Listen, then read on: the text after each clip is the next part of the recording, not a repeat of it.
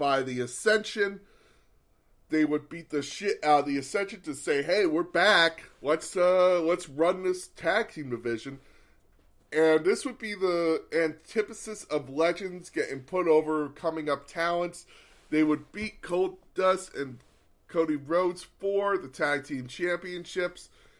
And they would go on a tag team championship run that would actually take them to a match with the Shield at WrestleMania, where they would team with Kane in a 6-man tag team match at WrestleMania 30 in one of the quickest 2-minute Royal Rumble WrestleMania matches ever. And then to kick off your main show, this main show actually only had 4 matches.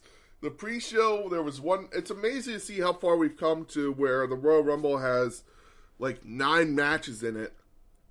I mean, I imagine there's going to be 9 to 10 matches at the Royal Rumble this year. I would think that's what there would be.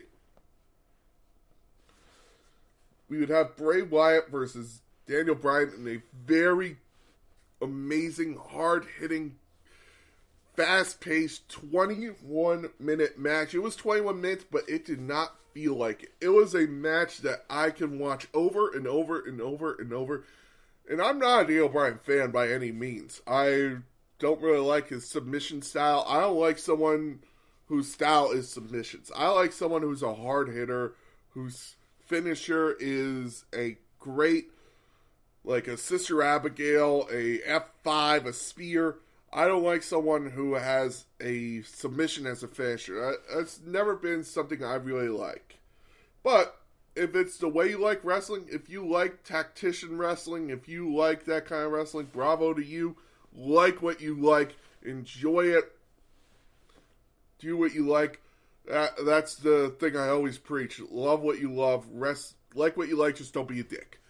So, but Daniel Bryan and Bray Wyatt tore the house down in this match. This was a match I enjoyed profusely. I thought this was a great match. It was fun. I enjoyed this match. So, Bray Wyatt would pick up the win after hitting a Sister Abigail to Daniel Bryan on the outside. He would then hit the Sister Abigail in the ring, pick up the 1-2-3 to end their feud. They've been having a blood feud ever since Daniel Bryan turned on Bray Wyatt, pretending to be a member of the Wyatt family, but it turns out it was just a trick move. Daniel Bryan, and what's called one of the best face turns ever of Daniel Bryan turning on Bray Wyatt and basically leading to him main eventing WrestleMania 30. After this, we got a very quick 2-minute match between Brock Lesnar and the Big Show. Brock Lesnar destroyed the Big Show. Neither of these guys get paid by the hour. Let's be honest. From the very onset of this match, Brock Lesnar would enter the ring and would just beat the living fuck out of the Big Show. He would just attack him before the bell rang, and that would basically be it. Brock Lesnar would stay on top of the Big Show. Paul Heyman would even throw in a steel chair. Brock Lesnar would use that on the Big Show. The Big Show would try to say he's good. He could go into the match. That was a mistake. F5, match over. Brock Lesnar pulls off the win. And this would kind of cement Brock Lesnar as that heelish type of destroyer to go on and fight The Undertaker at WrestleMania 30 and end the streak. After this, we got a singles match for the WWE Championship. Randy Orton versus John Cena in a... It's hard to find a bad John Cena Randy Orton match. It really is. These two have worked well throughout their whole careers. It's a rivalry I'll always love to go back to and look at. I truly do love this rivalry. So, bravo to them. John Cena and Randy Orton have a great match. Randy Orton retains his WWE Championship to go in to WrestleMania 30 and fight Daniel Bryan and the winner of your Royal Rumble, which is the next one. This match would be regarded as one of the worst Royal Rumble decisions ever. CM Punk would be CM Punk's really last pay-per-view. It would be CM Punk's last pay-per-view match in WWE. He would be eliminated from this Royal Rumble. Not long after, he would be released. He was the number one entrant in this Royal Rumble. After finding out he was not in the main event, he was instead slated for a match with Triple H. He would leave. But without him leaving, we don't get a Daniel Bryan versus Triple H match, and Daniel Bryan doesn't get added into the main event for WrestleMania. So maybe CM Punk's leaving wasn't such a bad thing for WWE. Who knows? We'll never really know. CM Punk has now turned up in AEW along with Daniel Bryan, funny enough. So maybe next time, Daniel Bryan, you see CM Punk, give him a handshake and a hug, because he really helped you become a great WrestleMania main eventer. We would then...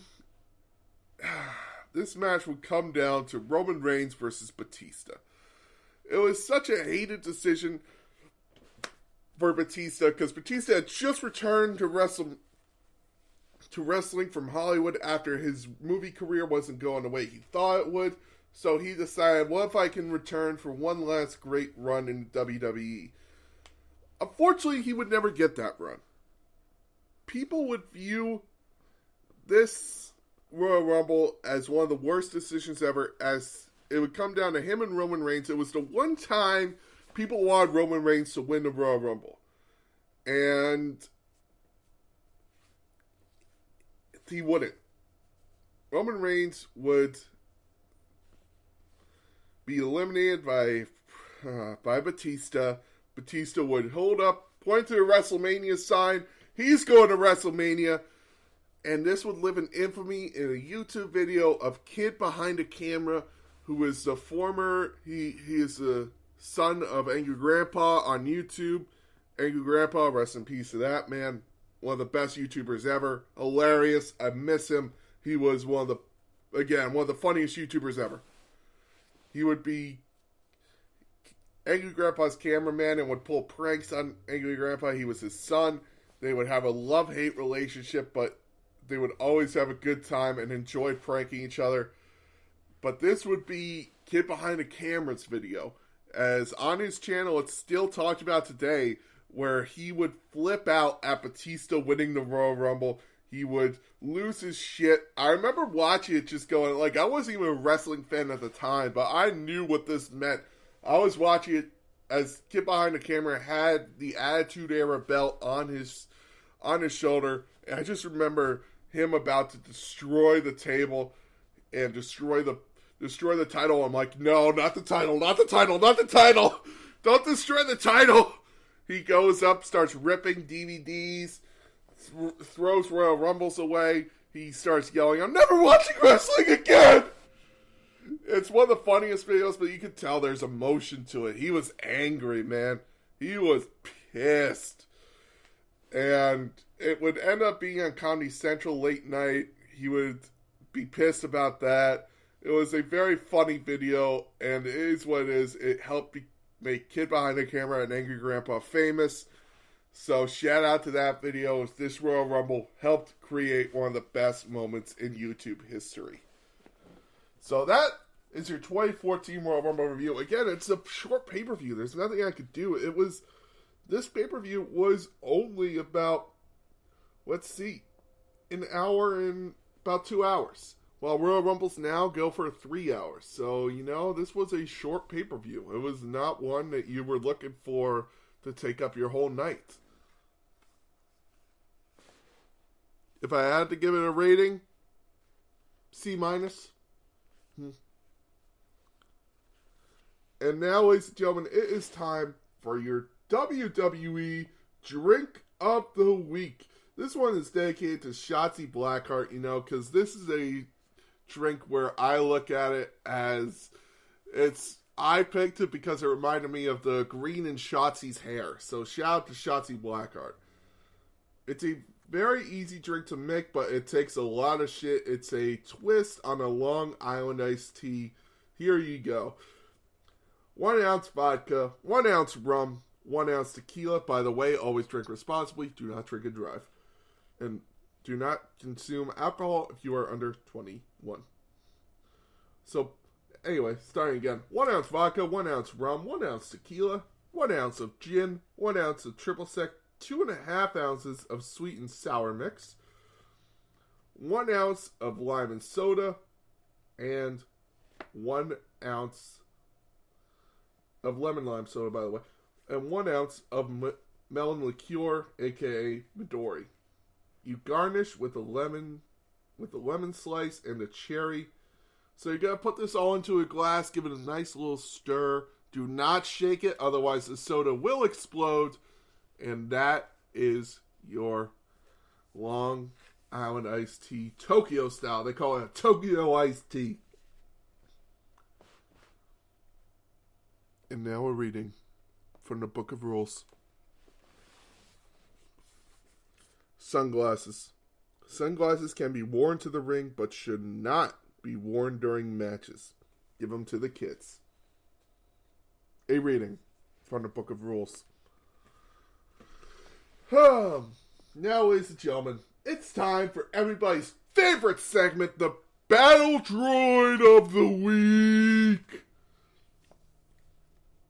You know, this Battle Droid of the Week is a tough one. There has been a lot of bullshit in wrestling this week.